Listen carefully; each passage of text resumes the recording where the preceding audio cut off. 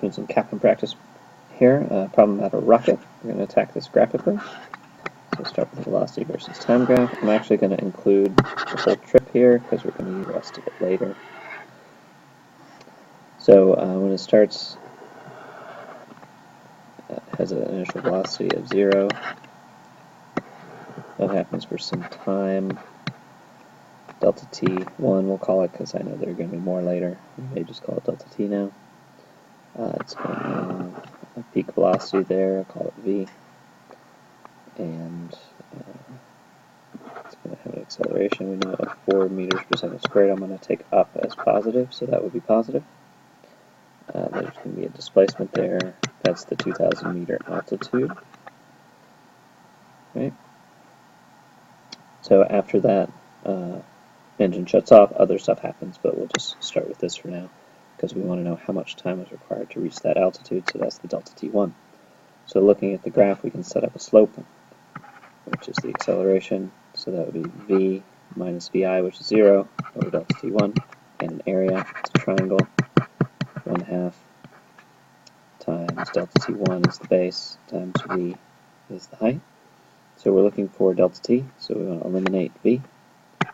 So v from here is a delta t1, and I plug it in and you can see that delta x is 1/2 delta t1 times a delta t1, which means that 2 delta x equals a delta t1 squared, where delta t1 is the square root of 2 delta x over a. Those numbers were given.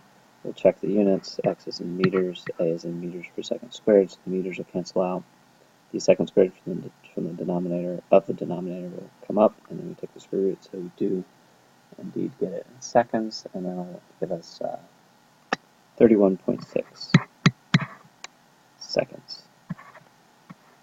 Now we do want to know how fast it's moving, so we'll go back and get v. We've actually already solved for it now. V is a delta t1 meters per second squared, seconds. We get meters per second for the units, so the units are good.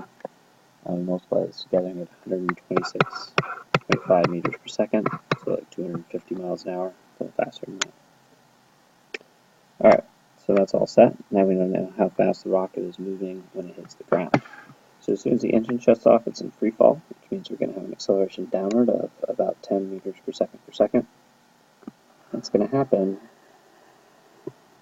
here. It's going to reach the peak of its motion, but up until that moment it was still moving upward, right? Just slower.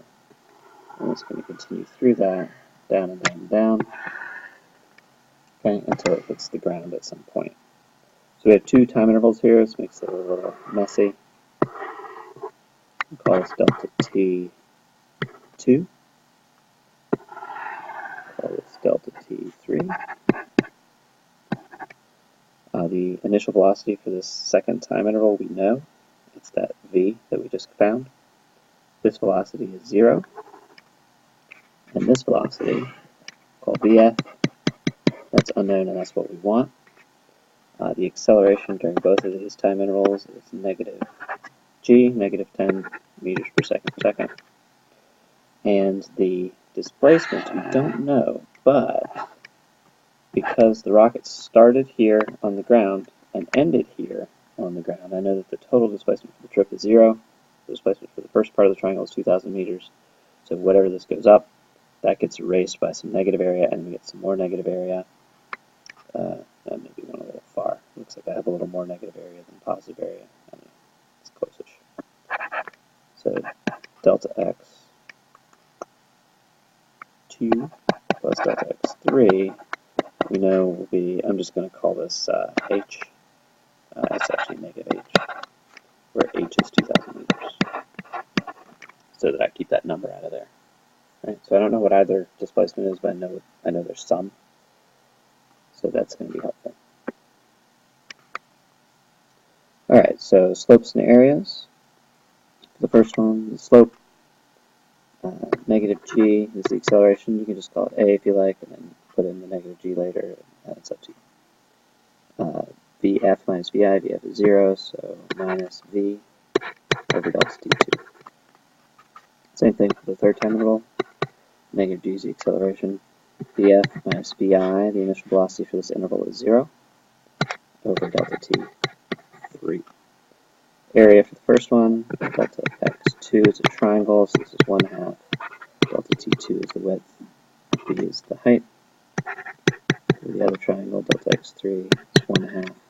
Delta t3 vf. So if we look how many unknowns we have, delta t1, delta t2, delta x2, delta t2, delta t3, delta x2, delta x3, and then vf. So that's 5 unknowns. We have 4 equations, but actually we have 5 because we have this one up here. So I'm going to go ahead and combine these with that one so we can get rid of the delta x variables. So negative h is delta x2 plus delta x3. Now I only have 3 unknowns. I'm going to solve for delta t2 and 3 and plug it right back into the same equation. So 1/2 v, and delta t2 is v over g. So this is v squared over g. And then plus 1/2 vf. This delta t3 would be negative vf squared over g. So this is actually minus squared over g. No more room here. Okay, so let's just sort of neaten this up a little bit. I'm going to go ahead and multiply everything by -1 and then clean up the fractions. So h is vf squared over 2g minus v squared over 2g. Multiply the 2g's over, add the v squared over, so vf squared is v squared plus 2gh, or vf equals square root v squared plus 2gh. There was a lot of algebra, so let's check our units.